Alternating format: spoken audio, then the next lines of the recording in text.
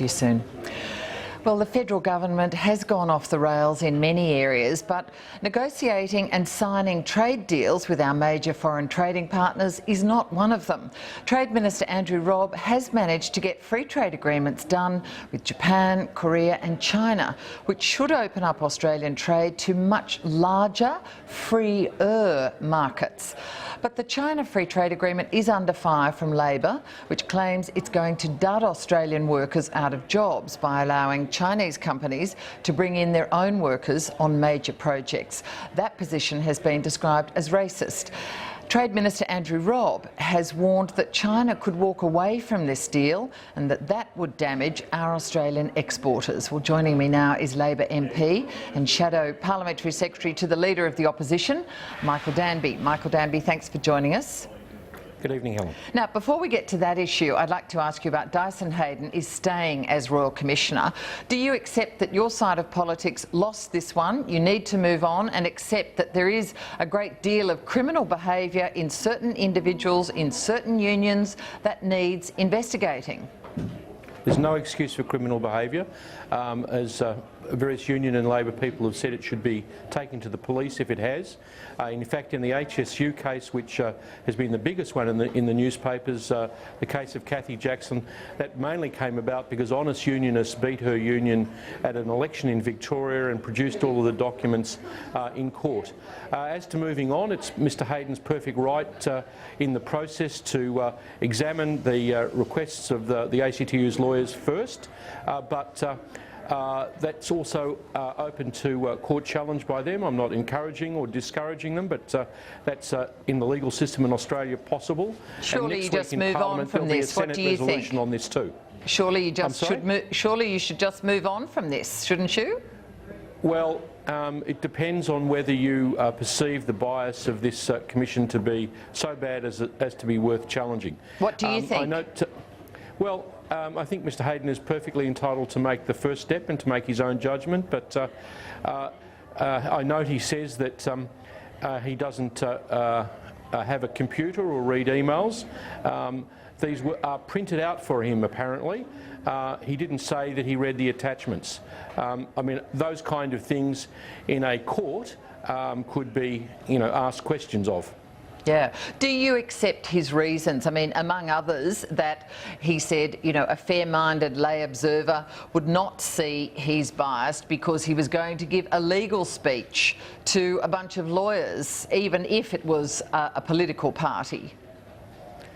Well, we'll see what people think in the Australian Senate of that next week. I think a lot of people would find it hard to believe that with someone ringing his assistant, Mr Stolia, with someone sending several emails to him and his secretary, that there was no occasion on which it was hinted that this was a Liberal Party function. For most people, they'd find that hard to believe. It may be the case, and that's what Mr Heydon has found in his own defence. Just moving on, so you haven't really told me whether you sort of are prepared to move on yourself and accept what he's had to say and just take the Royal Commission, go back to the Royal Commission now and accept whatever findings and investigations he makes. Helen, I don't think I or the Labor Party are prepared to just move on like that. In fact, to give you a cold, hard political assessment, as you hinted at in your introduction, looked at in the longer term, nothing could have served the interests of the critics of this Trade Union Royal Commission better than the decision of Mr Heydon to stay on. If the Royal Commission was headed by someone new who was perceived as more impartial by the public, I think that would serve the political ends of the government, who after all has commissioned $80 million of taxpayers' money to hold this Royal Commission. But that's not going to be the case? Yeah. How do you know he's not perceived by the public as impartial? Well, I can only go by being a canny politician who speaks to people all around the country. I and in my electorate. It's not the perception that I pick up. Maybe I'm wrong, but I think, as Shadow Attorney General Mark Dreyfus has said, this Royal Commission is tainted by this acceptance of this Liberal Party function speech, whether it was a fundraiser or not. And we'll see where it goes from here. As I said, the unions have the ability to take this further and challenge his decision in court. And similarly, the Australian Senate has got a resolution where they're going to consider this next week. All right, but you've just said neither you nor Labor are going to move on, but we need to move on at the moment. I want to talk about the free trade agreement with China. Bob Carr and Bob Hawke both support it strongly. Several groups from farmers to miners to services industries support it. Are the former New South Wales Premier and the former Prime Minister both wrong? In this case, they've both said, if you look carefully at their statements, that Labor is legitimately got some concerns about the skills testing element of the treaty. And I think that's a very important caveat that both of them have made. We are still disposed to support free trade agreements, where the modern Labor Party is in favour of rational economics. We supported the United States, the Korea and the Thai free trade agreements. But Helen, this one is a bit different because, as even Bob Hawke and Bob Carr noted, there is a special letter from Mr Rob to the Chinese minister, which I'll show it to you here on the screen, widely available, and it excises certain skills such as automotive electricians, carpenters, electricians from the requirement for mandatory skills assessment. Now, well, the minister, sorry, can I just stop you there? Are you actually saying that the minister would allow in not properly qualified or skilled electricians to work on major projects in Australia, when he has said publicly on several occasions that is just not true? Well, on projects over $125 million that are part of this agreement with China, it is not mandatory for him to do that. We've seen in Africa and Europe similar agreements with China where electricians and other people are bought in and they mainly benefit the Chinese partner. I think a simple passage of some amendment or legislation in the Senate that made this very clear would be a good way of Mr Rob addressing these concerns of the Australian public. We don't want to have bad relations with China. We want to make sure we have expanded trade. We have to be colourblind to Chinese capital investment. We obviously want that in many of our big agricultural industries, but we shouldn't also put aside the concerns of Australian people who want their kids who are doing an electrical apprenticeship or a carpentry apprenticeship to have the possibility of working on these big projects too. So do you want this China Free Trade Agreement stopped altogether or just certain clauses rewritten? Well, the Labor Party is very determined to get its way on seeing that Australians are not excluded from this agreement.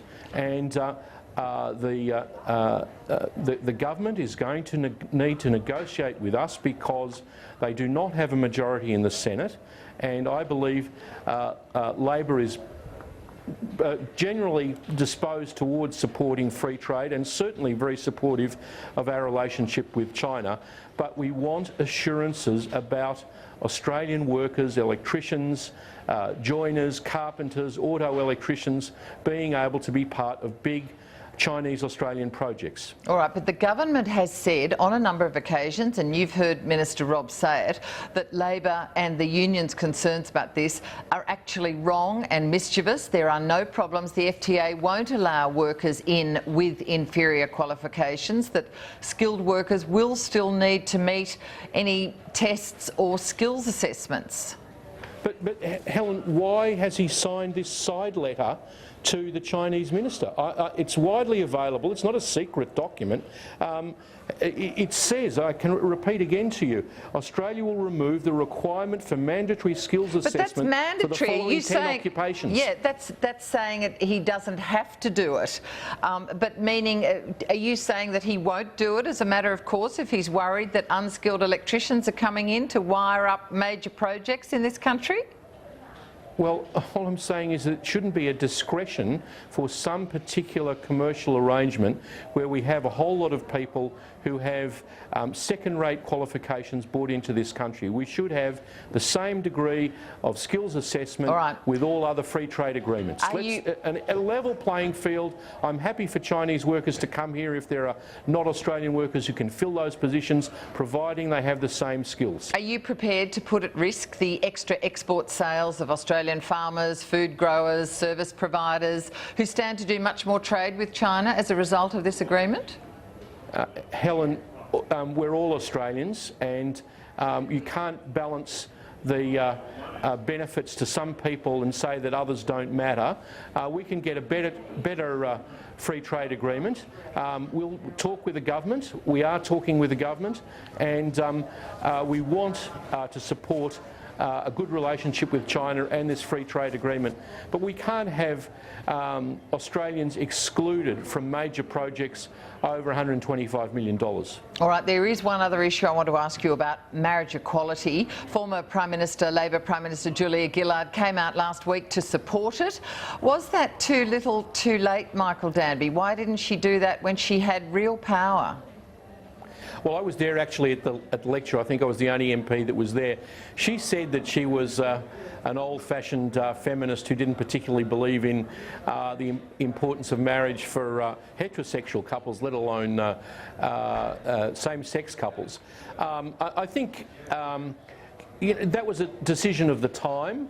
I think that she was making the much more important point, though, Helen, that we ought not to give up our rights as Australian parliamentarians to legislate on important areas that the Australian people want us to. Well, and in the next 100 days, if Labor is elected, same-sex marriage will be legislated. I guess my point was she had the opportunity when she was Prime Minister to push this and to allow the politicians to have more of a say.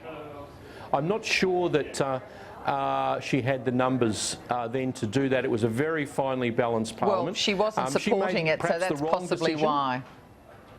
She made her call at the time, but what are we going to do next? Is Tony Abbott or Cory Bernardi going to have us vote on fluoridation or raising the GST by 5%? This is what we're elected to do, to make decisions on these important issues. As the great philosopher Edmund Burke said, we owe the people our wisdom, not just to palely reflect their views. All right, Michael Danby, we will have to leave it there. Appreciate your time tonight. Thanks, Helen.